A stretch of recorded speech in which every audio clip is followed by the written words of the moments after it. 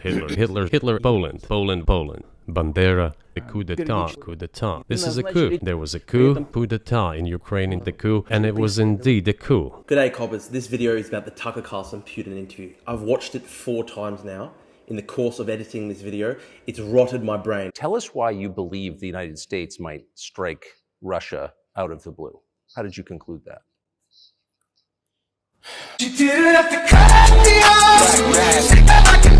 I didn't say that. It's not that America, the United States, was going to launch a surprise strike on Russia. Are we having a talk show or a serious conversation?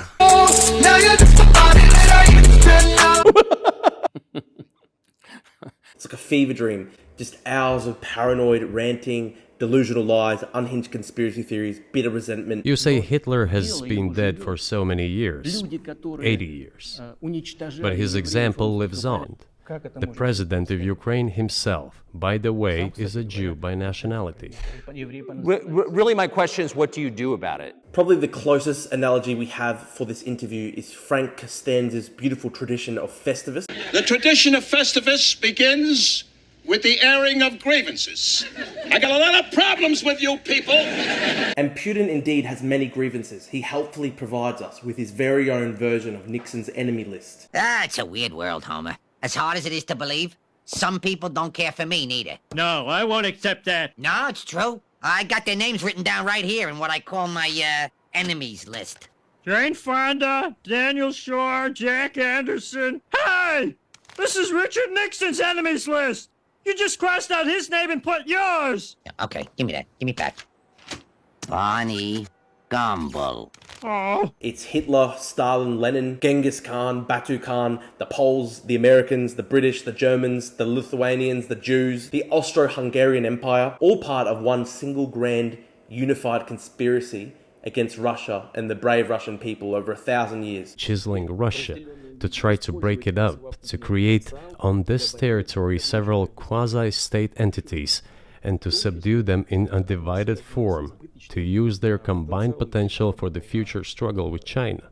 And Tucker just sits there confused and slightly panicked, watching all this, and he tries to steer it back to, oh, do you believe in UFOs, supernatural forces? Do you see the supernatural at work? Do you ever think to yourself, these are forces that are not human?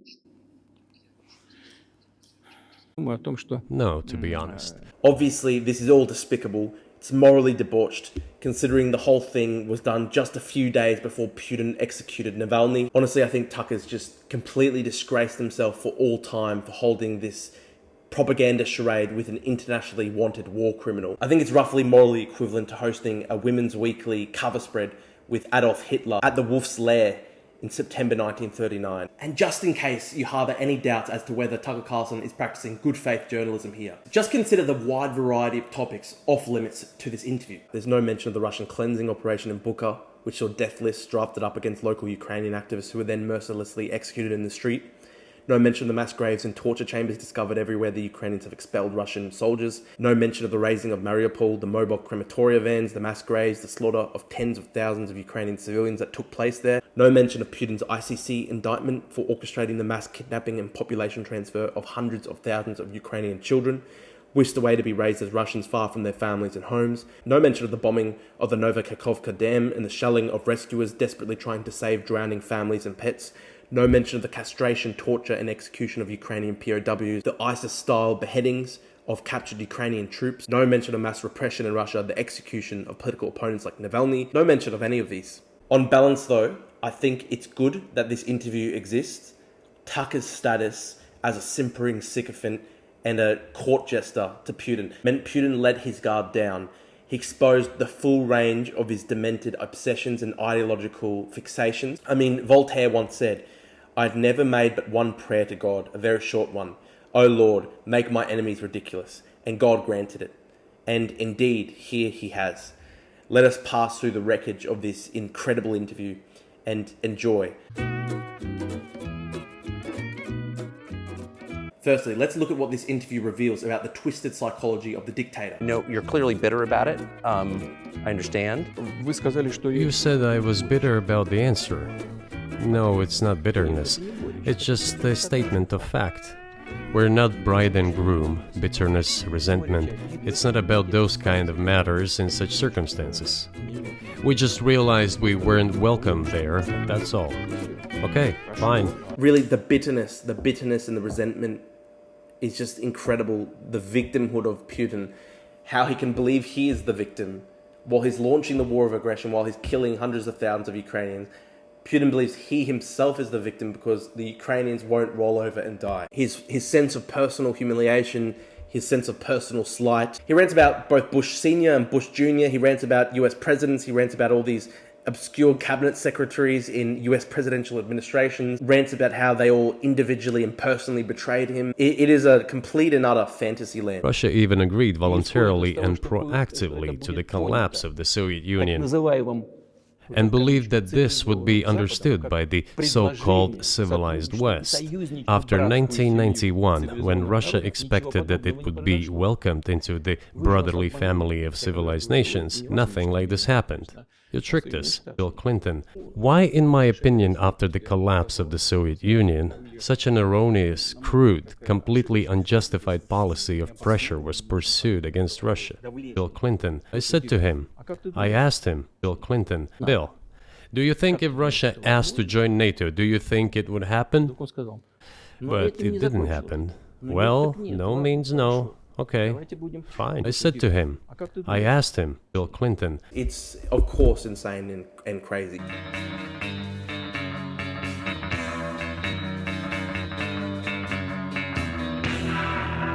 Putin made two early comments in the interview that really sum up his approach to history. It is pointless though, isn't it? We may go back and forth endlessly. It would be funny if it were not so sad. Putin's historical rants are just incredible. Just weird fixations. His 40-minute rant about the grand 1,000-year conspiracy against Holy Mother Rus is reminiscent of a 4chan schizo poster. So really very disturbing that he's a dictator in charge of the largest country in the world and a huge nuclear arsenal. Tucker began with the most softball of questions about NATO expansion. Through NATO expansion eastward. NATO expansion eastward is a violation of the promise you all were made in 1990. And in the case that you made, which I read today, you explain at great length that you felt a physical threat from the West in NATO. And Putin insisted instead on first outlining his version of the entire history of Eastern Europe. I will tell you, but let me finish the previous thought. Complete with digressions about Genghis Khan and the Mongol hordes. So if you don't mind, I will take only 30 seconds or 1 minute to give you a short reference to history. Please. In 862. In 1654, 988. I beg your pardon, can you tell us what period? I'm losing track. It was in the 13th century. Back in the Middle Ages, Prince Yaroslav the Wise, Genghis Khan. His successors, namely Batu Khan, came to Rus. The throne was passed not directly from father to eldest son, but from the prince who had passed away to his brother, then to his sons in different lines. It was a lengthy process, from pagans to Christians. It took many years. And you can watch Tucker's expression gradually darken. There are points where he genuinely seems to be a bit scared. He legitimately looks alarmed. So that you don't think that I'm inventing things, I'll give you these documents. I'm not sure why it's relevant to what happened 2 years ago. But still, He tried to intervene multiple times, trying to steer Putin back onto the Fox News boomer culture war talking points. So when does the AI empire start, do you think? The US dollar, which has kind of united the world. Is that going away? And he's just simply ignored by Putin, who just continues and continues with this endless stream of historical mythology. And it's just shit like Prince Ivan Ivanovich Ivanovsky dreamt of a vaginal dragon which would bring a magic conch to the plains of Krakovka, and things of this nature. Just these kinds of weird myths and dreams he's had, and this random dynastic trivia, who married who 1,000 years ago, succession crises. So just consider this, the Queen of Denmark is actually Australian, Queen Mary, and applying the Putin logic, This should give Australia the right to invade Denmark and occupy it in about 1,000 years' time. So, to our Danish friends, expect us in the year 3024. In fact, we actually already beat the Danes. Matthew Leckie! What a goal! He didn't need the support! Anyway, all the sycophants immediately rush out to grasp at Putin's cock. This is the most important interview of our lifetimes. This is serious college-level history. Matt Walsh, Putin's intelligent, scholarly grasp of world history is truly fascinating and beautiful. So intelligent, so scholarly. Ian Miles Chong was practically gagging on it from his Malaysian prison cell. And really, this is all lunacy. I tell you this, anybody raised in a Balkan or Slavic household has already heard this speech 1,000 times before. I've heard it 1,000 times before. This is just literally drunk ultra-nationalist boomer rants. The stuff you hear from your cousins at the wedding after they've had 15 shots of ouzo. See this? See this? We will take it back. See this map? See this map? All of it. Greek. Greek. Okay. Greek. Greek. All of it. See this? See this? Don't look away. Don't look away. Don't look away. Come back. All of it. Greek. Greek. See these men? See these men? They are not Turks. They are Greek. The Turks. The Turks. They invented being gay. Listen, I have nothing against the gays. When I was in army, I had many men myself, but they often say the Greeks were gay. No, the Turks invented being gay. Please, I just want to eat. Have a look at this man. Have a look at him. Do you see a man? Really, the historical inventions and falsehoods that make up Putin's entire rant and his entire tirade, they're too many to count. It's actually the point of it. That's the point of it. The blizzard of propaganda and lies is supposed to just browbeat you into submission.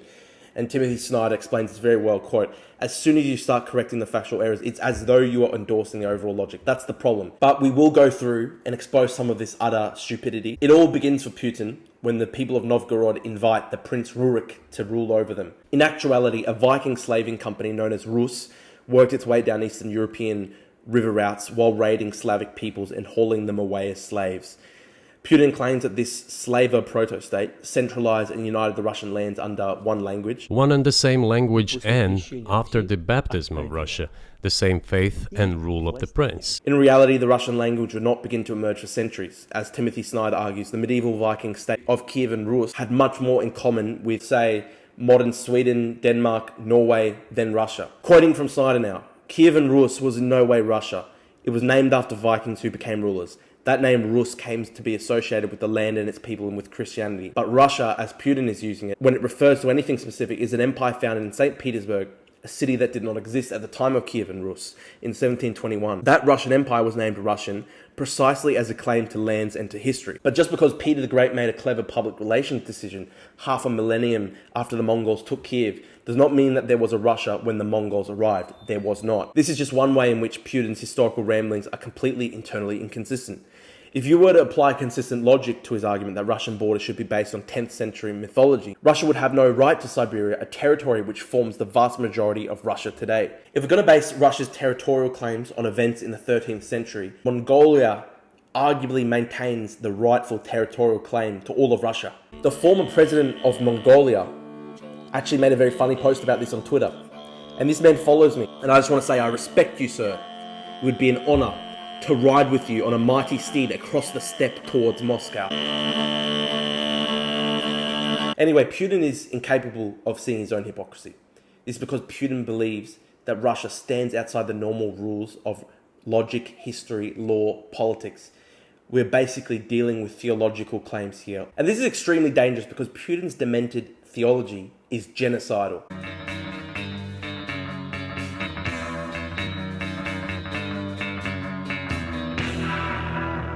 Pontificating on the mysteries of the Russian soul and the unique spiritual basis of Russian civilization. Of the Russian soul. He believes Russia has a natural, God-given, eternal right to rule over other peoples. Countries like Ukraine are mere abstractions before the grandeur of Holy Rus. Ukraine is an artificial state which had never existed before. Right. Originally, the word Ukrainian meant that the person was engaged in a border patrol service. It didn't mean any particular ethnic group. So the Poles were artificial creations concocted by the grand international Freemason conspiracy to destroy and enslave Russia. The Poles, the Austrian General Staff, Lenin, Stalin, the Bolsheviks, Putin blames all of them for the false creation of Ukraine. Polonization of the Polish-Lithuanian state, the Austrian General Staff, the Bolsheviks, Lenin, Stalin, autonomous entities. This was the Grand Duchy of Lithuania. And because Ukraine is supposedly a fake and artificial nation invented by Russia's enemies, it follows for Putin that any Ukrainian who believes in national independence is confused, brainwashed, prey to false consciousness. Now, how could the Ukrainians fail to realize that they are really Russians? Could it be the separate language? Could it be the separate culture? Could it have something to do with centuries of repression? Perhaps it has something to do with the Holodomor and the genocide of millions of Ukrainians by starvation under Comrade Stalin. No, of course, it is the Ukrainians who are wrong. Some, like the hundreds of thousands of Ukrainian children systematically kidnapped and deported into Russia, might be saved and made into good Russians through re-education. Others will simply have to be killed. This is their worldview. This is the worldview of the insane, demented Russian fascists. Putin's foot soldier Pavel Gubarev expressed these ideas succinctly at the beginning of the 2022 invasion. Это русские люди, в которых вселился бес. Вот. И мы идем их не убивать, мы хотим, чтобы их переубедить. Но если вы не хотите, чтобы мы вас переубеждали, мы вас убьем. Убьем сколько нужно. Убьем 1 миллион, 5 миллионов. Хоть всех истребим. Пока вы не поймете, что вы бесноватые и вам надо лечиться. This is just plain Nazi, genocidal language, plain as day. And it's the logical conclusion of Putin's ideas about Ukraine. Mass murder, genocide. Gubarev is just more honest about it than Putin. Timothy Snyder, the best modern historian of Ukraine. Go and watch his 23-part lecture series with Yale University on the history of modern Ukraine. I really recommend it. Again, he explains this process very well. Now, I was writing this script on February 20th, 2024, the 10th anniversary of Russia's first military action in Ukraine. Now, the Russians marked it by taking the completely blasted ruins of Avdiivka. They made this town into a lunar hellscape. Now, Russian telegram channels, they all hailed this as a great victory. But the reality is Russia lost 100,000 killed and wounded to take this blasted rubble. The blasted rubble of a town within walking distance of Donetsk city center, the first areas that Russia occupied some 10 years ago. So the lines of control for Russia in the Donbass have barely moved for 10 years. Hundreds of thousands dead, and the lines of control in the Donbass barely moved for Russia in 10 years. So you would think from this evidence that the Ukrainians must exist as a people and as an independent nation and an independent culture. The fact that they've been so steadfast in resisting 10 years of Russian invasion. But Putin's not ready to admit this fact. He's not ready to admit that the theological, mystical version of history that he's constructed in his own mind bears no relation to the actual reality of Ukraine on the ground. This delusion is just common to all the Russian ultranationalists. Snyder points out that even 2 years into the war, Russian soldiers persist in calling the Ukrainian they hear on radio intercepts Polish because they are unable to grasp the obvious, that there is a Ukrainian language and they do not understand it. So Putin and the Russian fascists must resort to mass murder, slaughter, rape and pillage to avoid confronting their own ignorance. It's just mental illness. It's a form of mass psychosis. The Ukrainians are being slaughtered in a genocide so that the Russian fascists can act out their mentally ill delusions onto the world. As Snyder puts it, it is because Putin is so wrong about everything that he must kill. And this psychosis, this obsessive drive to mass murder hinges on Putin's idea that anybody who believes in Ukrainian independence is a Nazi. I say that Ukrainians are part of the one Russian people. They say, no, we are a separate people. Okay, fine. If they consider themselves a separate people, they have the right to do so, but not on the basis of Nazism, the Nazi ideology. After gaining independence, Ukraine began to search, as some Western analysts say, its identity. And it came up with nothing better than Bandera, Shukevich. It was those people who were made national heroes. He's somehow convinced himself that all Ukrainian culture today is based on Nazism. This itself is, of course, a fascist idea meant to dehumanize millions of Ukrainians and prepare the road to slaughter. Now, Putin's fascist theology climaxes with his promise that Russians and Ukrainians will be tied together by the will of God forever. The unity is still there. No one will be able to separate the soul. So if you're born Ukrainian, you're born to be a Russian slave, and nothing you do or say will ever change that. The rape victim is bonded to the rapist forever. He falsely claims that most Ukrainians to this day consider themselves Russian, and invents a delusional story about besieged Ukrainian soldiers chanting their undying loyalty to Russia right before being killed in battle against Russian soldiers. Ukrainian soldiers got encircled. This is an example from real life. Our soldiers were shouting to them, "There is no chance, surrender yourselves, come out and you will be alive." Suddenly, the Ukrainian soldiers were screaming from there in Russian, perfect Russian, saying, "Russians, do not surrender," and all of them perished. They still identify themselves as Russian. Now, the 1991 referendum on Ukrainian statehood was carried by a 92% majority of the Ukrainian people, with a majority among ethnic Russians and a popular majority in every single part of the country. A poll conducted prior to the 2022 invasion found just 3% of Ukrainians favoured merging with Russia. But in Putin's fever dreams, he imagines that every Ukrainian soldier killed in combat secretly yearns to be Russian and proclaims personal loyalty oaths to him on their deathbeds as the truth of his schizo race cult flashes before their eyes. At this point of the interview, Putin's fascist sympathies bring him to the point of openly defending Hitler and the Nazi invasion of Poland.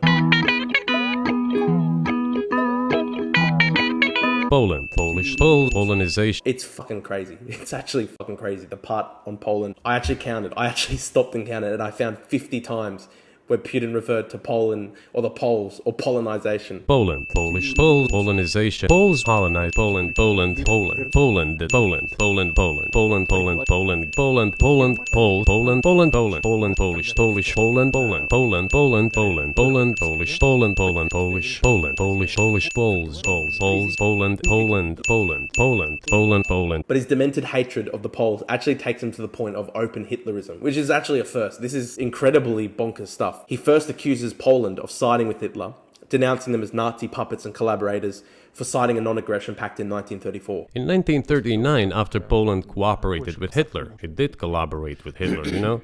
Of course. Poland collaborated with Hitler, and although it did not yield to Hitler's demands, it still participated in the partitioning of Czechoslovakia together with Hitler. Somehow, in the very next sentence, he argues that Hitler and Nazi Germany had no choice but to invade Poland in 1939 because Poland did not collaborate enough with them. He blames the Poles for the outbreak of World War II because they apparently were too uncompromising in refusing to simply hand over their territory to Nazi Germany. They apparently forced Hitler to invade them. As the Poles had not given the Danzig corridor to Germany, it went too far, pushing Hitler to start World War II by attacking them.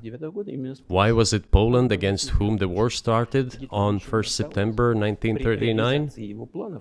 Poland turned out to be uncompromising, and Hitler had nothing to do but start implementing his plans with Poland. The irony here, of course, is that the Soviet Union began World War II as a German ally, jointly invading and dismembering Poland together with Nazi Germany. Putin's only comment on the infamous Molotov-Ribbentrop Pact here is that the Soviet Union behaved, quote, very honourably in agreeing to start World War II on the side of Hitler because the terms of the treaty meant the return of Russia's historical lands. By the way, the USSR, I have read some archived documents, behaved very honestly, as under the well-known Molotov-Ribbentrop Pact. Part of the territory, including Western Ukraine, was to be given to Russia.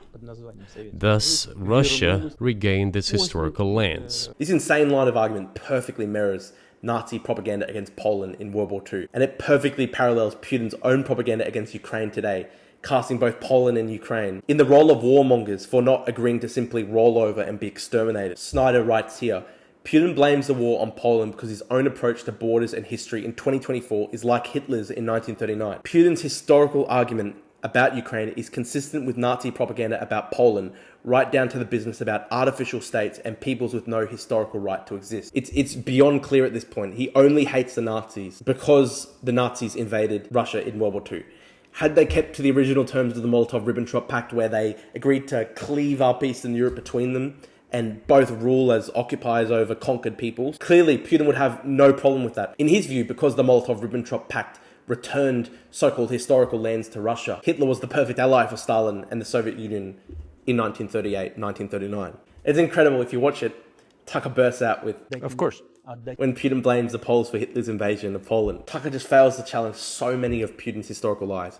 So much stuff is just made up, invented out of thin air. Putin claims he lectured Zelensky about Nazi hypocrisy, considering Zelensky's father supposedly fought for the Red Army. His father fought against the fascists, Nazis, during World War II. I once talked to him about this. I said, Volodya, what are you doing? Why are you supporting neo-Nazis in Ukraine today, while your father fought against fascism? He was a front-line soldier. I will not tell you what he answered. This is a separate topic, and I think it's incorrect for me to do so. But Zelensky's father was actually born 2 years after the conclusion of World War II. And so many of Zelensky's family members were killed in the Holocaust. Putin just doesn't care. It's all just a complete historical blur for him. And this is the same way he approaches the Euromaidan. Just complete blur, the facts completely unimportant.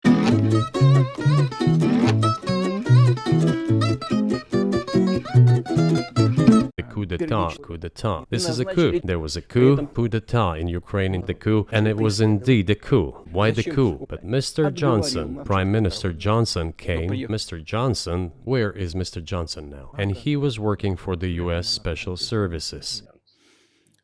You're saying the CIA is trying to overthrow your government. Initially, it was the coup in Ukraine that provoked the conflict. It all came down to Maidan and a coup in Ukraine. Yet the armed opposition committed a coup in Kiev. CIA did its job to complete the coup.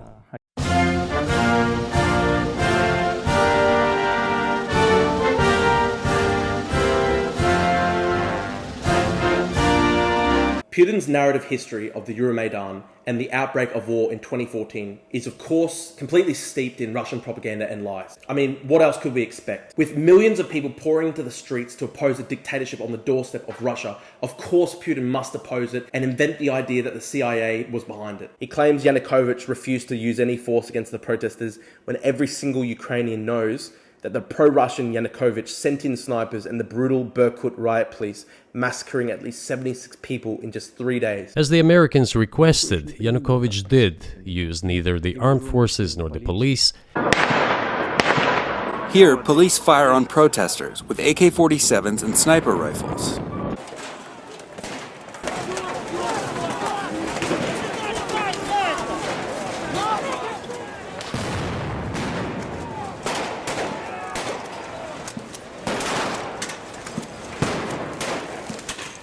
We would have never considered to even lift a finger if it hadn't been for the bloody developments on Maidan.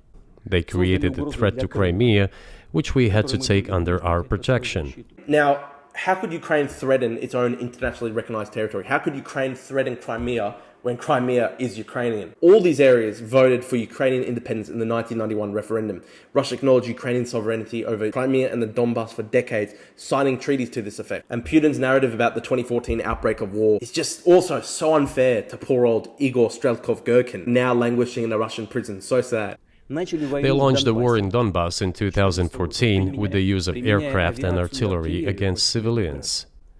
This is when it all started. There's a video of aircraft attacking Donetsk from above. It was they who started the war in 2014.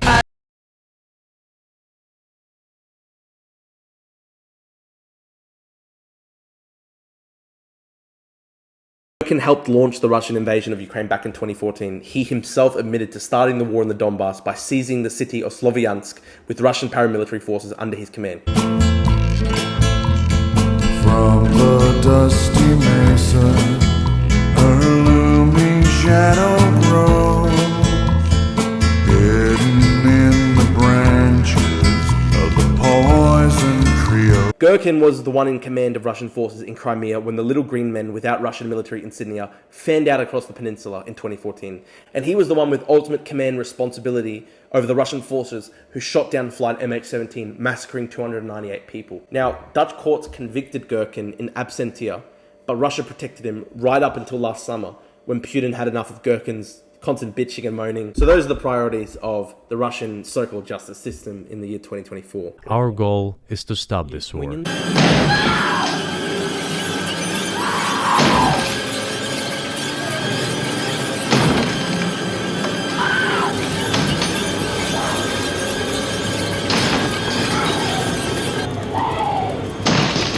And we did not start this war in 2022.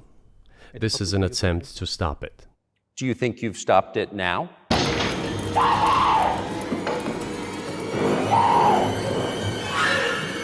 Listen, Tucker, nobody's perfect, mate. And just so many lies.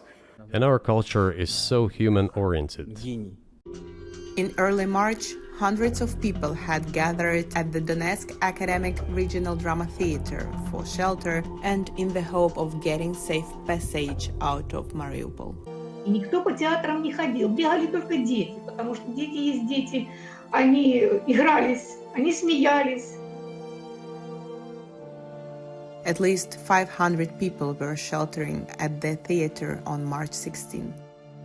Giant Cyrillic letters spelling children were painted on the ground in front and at the back of the theater. These words were clearly visible on satellite imagery. Natalia was bringing water inside by the main entrance. И в это время падает бомба. Просто ударной волной. А там все летало. Этот цемент в рот, в глаза везде. Обломки какого-то дерева, досок, стекла. И я не слышала, кроме гула. И вот этого треска ничего не слышала. Satellite imagery, videos, and photographs of the theater show that the central part of the roof and the northern and southern walls were destroyed. And our culture is so human-oriented. Dostoevsky, who was very well known in the West and the genius of Russian culture, Russian literature, spoke a lot about this, about the Russian soul. Russian people think more about the eternal, about moral values. He claims that Russia has always been very loyal to the peoples they have euphemistically absorbed. When Russia expanded and absorbed other nations who profess Islam, Buddhism, and Judaism, Russia has always been very loyal to those people who profess other religions. This is her strength. Now let's see how the Russians went about peacefully absorbing the Chechens in the 1990s.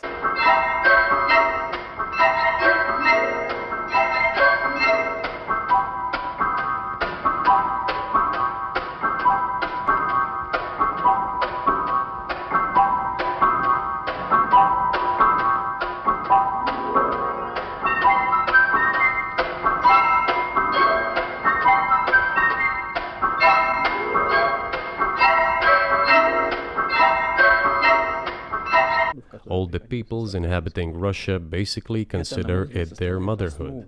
They have no other motherland. He claims Russia is all one big family, which is, like, of course, why he's emptying out villages in Buryatia. We are together. This is one big family. And our traditional values are very similar.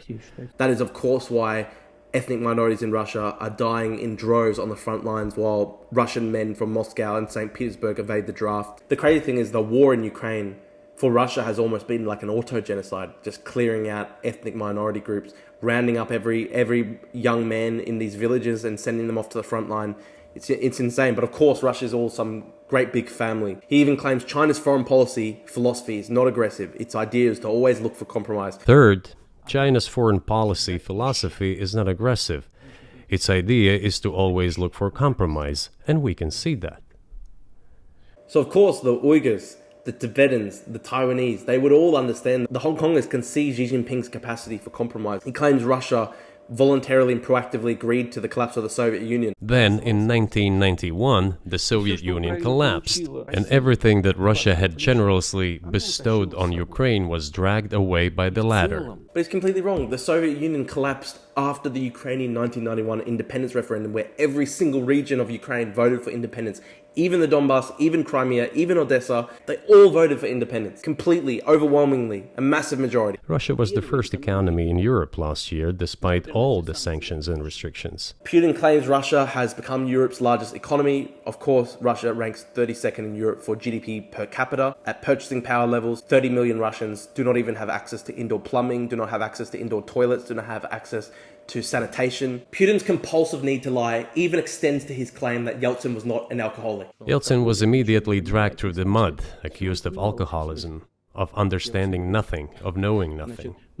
He understood everything, I assure you. Now this lie isn't very well consequential, but it's still pretty funny.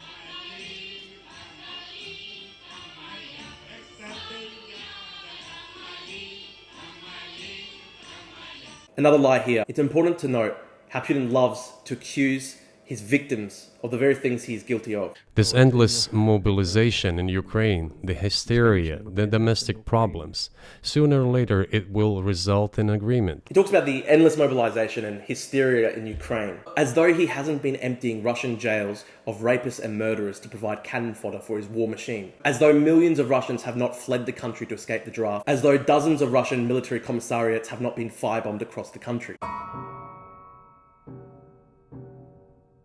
Power warps the human mind. This is why Putin appears so insane to us. This is what happens when you spend 24 years as dictator surrounding yourself with sycophants and courtiers. And make no mistake, Tucker is a sycophant.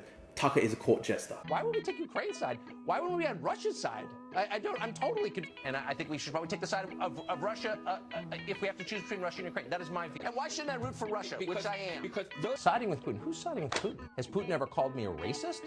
Has he threatened to get me fired for disagreeing with him? Come on, Tucker. We all know you want to say it, mate. And shoot them for what? They never called me Nick. And by the way, I should just say at the outset, I've been accused of being pro-Putin, and I'm not. But if I was, that's okay too. I got a call from a New York Times reporter asking when I was interviewing Putin, and there's no way they could have known that. I didn't tell anybody. You know, my wife, my producers, not even my kids. I didn't tell anybody. Going off to Russia without telling my wife and kids. Nothing sus at all here, mate. And Tucker tries so hard to praise Putin in the interview. You obviously have encyclopedic knowledge of this region, but you don't control the entire country. You don't control Kiev. You don't seem like you want to. And he tries so hard to farm these TikTok clips about Biden and the Democrats and Chuck Schumer. One of our senior United States senators from the state of New York, Chuck Schumer. He tries to prompt Putin into condemning American democracy as a charade, into mocking the American economy. So twice you've described U.S. presidents making decisions and then being undercut by their agency heads. So it sounds like you're describing a system that's not run by the people who are elected. You're describing two different systems. You say the leader acts in the interest of the voters, but you also say these decisions are not made by the leader, they're made by the ruling classes. You've run this country for so long, you've known all these American presidents. What are those power centers? Like, who actually makes the decisions? But the funniest thing is that Putin does not seem to care much for Tucker's culture war bullshit. I have to say I was surprised. I thought Putin would hit all the talking points. I thought he was going to rant about transgender bathrooms for hours. But no, Putin refused to help Tucker farm TikTok culture war slot. In fact, Putin seems to go out of his way multiple times in the interview to troll and humiliate Tucker. There are points where he doesn't even try to hide the fact that he's bored. He starts to tell Tucker that he doesn't know the answer to some of his questions about American politics. I don't know. America is a complex country. He even tells Tucker to Google the answers to some of his questions. May I ask, what year was this? I don't remember.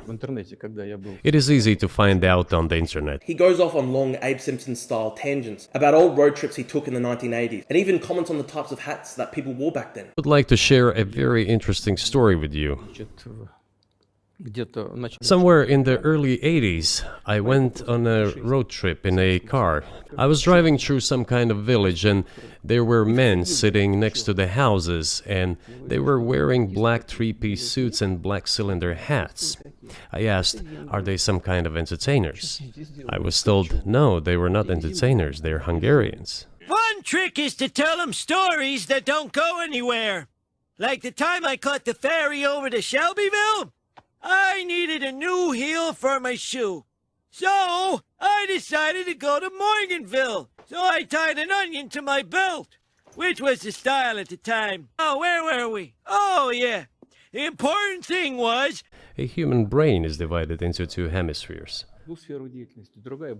One is responsible for one type of activities, the other one is more about creativity and so on. As Bismarck once put it seems that there has never been anything like the Roman Empire in the history of mankind. I think there's no stopping Elon Musk. I think he's a smart person, I truly believe he is. He seriously upbraids Tucker for daring to question him about his good friend, President Xi Jinping. He lectures him that the Americans are being too mean to China. My colleague and friend, President Xi Jinping. Is the BRICS, for example, in danger of being completely dominated by the Chinese economy in a way that's not good for their sovereignty? Do you worry about that? Well, we have heard those boogeyman stories before. It is a boogeyman story.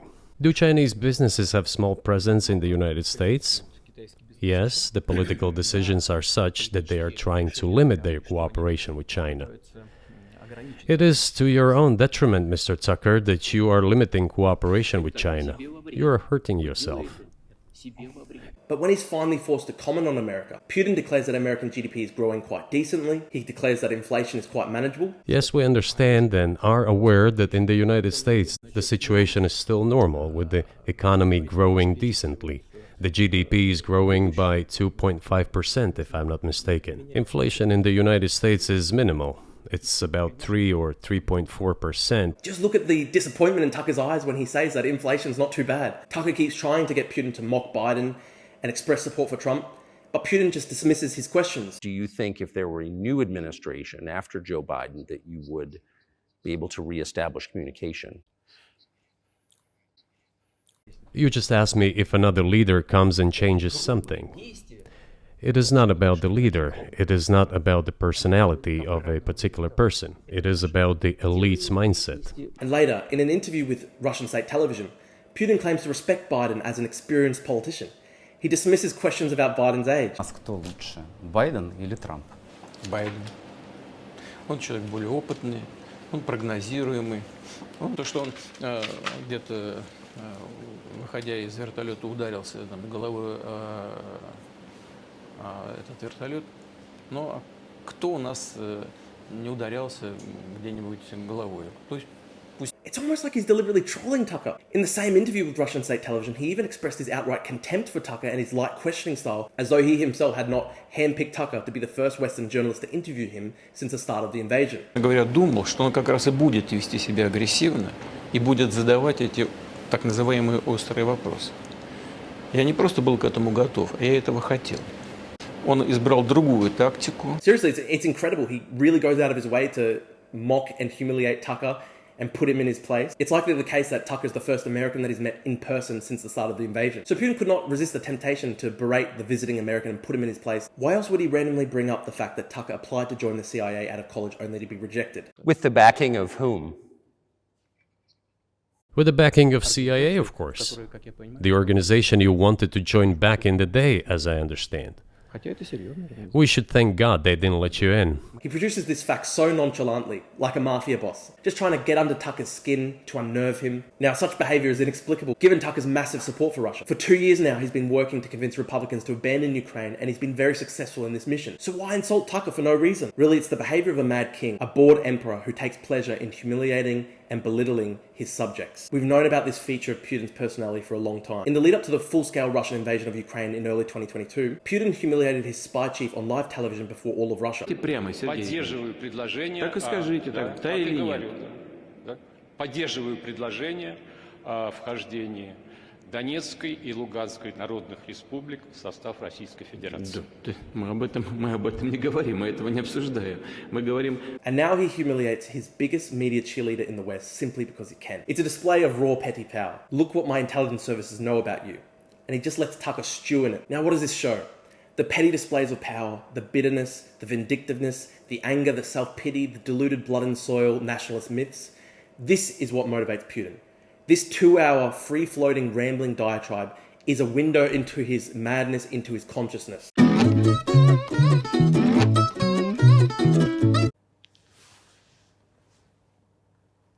Shall we end here, or is there anything else? I think the biggest takeaway from this interview is that Putin is completely, categorically uninterested in making peace. Multiple times in the interview, he proclaims his love of peace and his ardent desire to end the war. But what this interview shows is that he needs the war to survive. He laughs at the idea of speaking to Biden to end the war. When was the last time you spoke to Joe Biden? I cannot remember when I talked to him. I do not remember. We can look it up. You don't remember? No. Why? Do I have to remember everything? I have my own things to do. Well, he's funding the war that you're fighting, so I would think that would be memorable. Why don't you just call Biden and say, let's work this out? What's there to work out? What's easier? Why would I call him? What should I talk to him about? Or beg him for what? And what messages do you get back? You're going to deliver such and such weapons to Ukraine? Oh, I'm afraid, please don't. What is there to talk about? And he tells Tucker that the solution is simple. Cut supplies to Ukraine, let us roll over them, and then we can speak terms. If you really want to stop fighting, you need to stop supplying weapons. It will be over within a few weeks. That's it. And then we can agree on some terms. Recall here the famous words of Tacitus. They make a desert and call it peace. Just witness the blasted ruins of Avdiivka and Mariupol to understand his vision for Ukraine and the Ukrainian people. He wants them permanently reduced to destitution and Russian slavery. This is Putin's idea for peace in Ukraine. He showed us his true face in this interview, his ardent bloodlust, his hatred of free peoples. There's no mystery here. People love to shroud Putin in mystery, to portray him as a master strategist, moving pawns on a global chessboard. He's just your average schizo boomer cousin or uncle, who yearns for past historical greatness out of a sense of weakness and insecurity in the present. This is who he is at a fundamental level. He's fucked up Russia, and to escape accountability for this fact, he has to fuck up other countries too. Now, one of Hitler's adjutants in the Führer bunker in the last dying days of World War II, as the Russians closed in on Berlin, described how Hitler ordered her to take down his last will and testament, and she thought that she was going to finally hear the reason why he started the war, the secret reasons for fighting. And of course, Hitler just ranted about the Jews, again, like he always did, right down to the last seconds in the bunker, because that's all there ever was, and that's all there ever will be for these dictators. And the next day, he blasted his own brains out. And really, that is basically what we've got here with the Putin-Tucker interview. We thought we'd get the incredible secret reasons for war, the incredible secret reasons motivating Putin, but instead, he just rants for hours upon hours, like some deranged, drunk boomer. And that's what he is, essentially, just a half-crazed boomer. Obsessed with conspiracy theories, obsessed with these insane historical myths that he's concocted in his own brain. And there's not really much special about that. There are millions of people like this. I know lots of people who lost their minds during COVID and invented, entire grand schemes of lizard people and international Jewish conspiracies and Freemasons. And this is their way of making sense of a confusing and scary world. And there are millions of people like this, and Putin is just one of them, just an old, lonely, isolated boomer. Just the sad thing here is he's in charge of the largest country on earth, and he's in charge of a massive military, and he's in charge of a massive nuclear arsenal. And ultimately, how do you talk down the crazy, unhinged, ultranationalist boomer from the ledge? You can't really do it.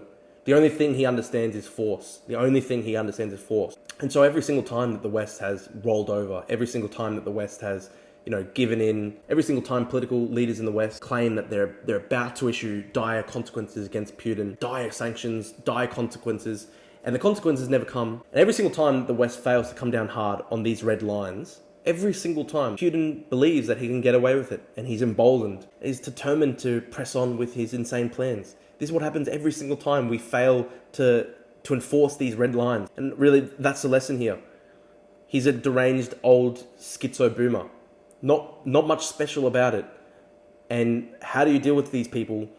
Well, how are you going to deal with your crazy cousin who believes that lizard people and Hillary Clinton are eating babies in a basement with blood everywhere?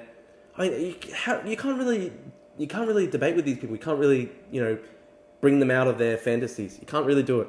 And so, what's the only thing that we can do when it comes to Putin? We're not going to be able to change his mind through reason. We're not going to be able to persuade him to stop genociding Ukraine.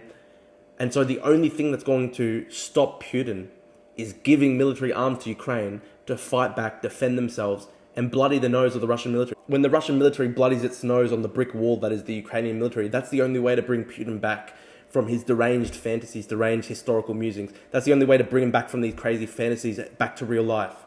The only way we're going to be able to convince Putin that this course of action is insanity is if we arm Ukraine to the point they can bloody the nose of the Russian military and push them back. And the Putin regime, which looks extremely strong to the outsider, this brittle, fragile regime will collapse when the Ukrainian army deals the decisive blow on the battlefield. That is why we have to arm Ukraine. That is why we have to fund Ukraine to keep fighting, to fight back against the genocide, fight back against the attempt to enslave them. They're fighting so that their people, their culture, their nation can exist. We have to back them in this independence fight. We have to. It's the only way to bring the Russians back to sanity. That's the only way. Hey Cobbers, if you appreciate the work that went into making this video, please make sure to like and subscribe. And you can help me make more videos by signing up to my Patreon, patreon.com/DrewPavlu. This stuff takes a long time, and so your financial support to help me make more videos, very appreciated.